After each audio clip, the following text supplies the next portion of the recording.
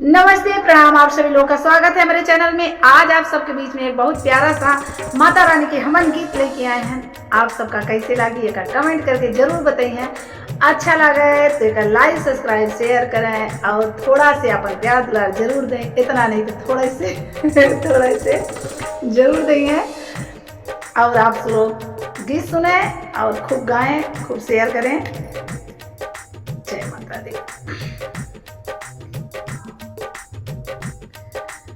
गौना के झूठे नारी नारी हमन होए हमारी दुआरी। गौना के झूठे नारी नारी हमन होए हमारे दुआरी।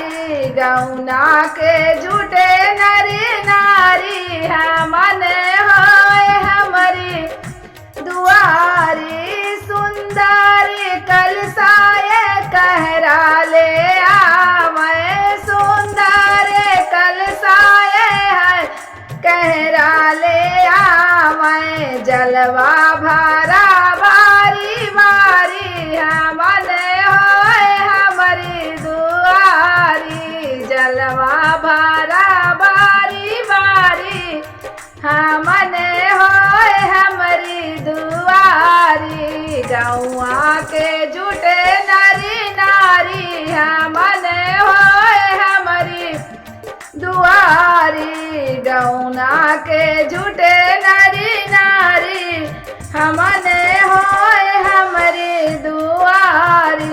गैया के घियनाया हीरा ले आवे, गैया के घियनाया हीरा ले आवे।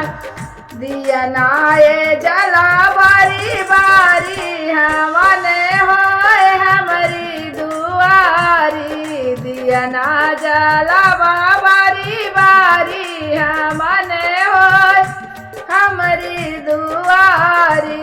गौना के झूठे नारी नारी हमन होए हमारी दुआरी। लाली चुनरियाए बज जाले आए, लाली चुनरियाए बज जा ले आए। चुनरी में मैया लगे प्यारी हमन होए हमारी दुआरी।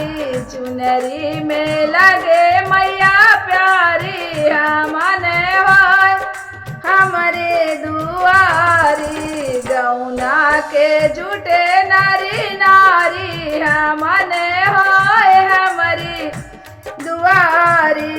सब लोग मैया की करें हमनिया, सब लोग मैया की करें हमनिया।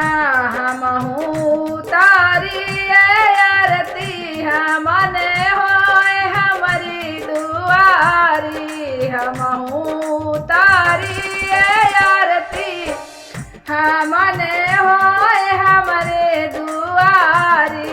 गौना के झूठे नारी नारी हमन होए हमारी दुआरी। गौना के झूठे नारी नारी हमन होए हमारे दुआरी। जय माता दी। आप सबको गीत अच्छी लगे तो एक लाइक सब्सक्राइब शेयर करें और अपन प्यार दुलार आशीर्वाद जरूर दें। प्रेम से बोलें जय माता दी।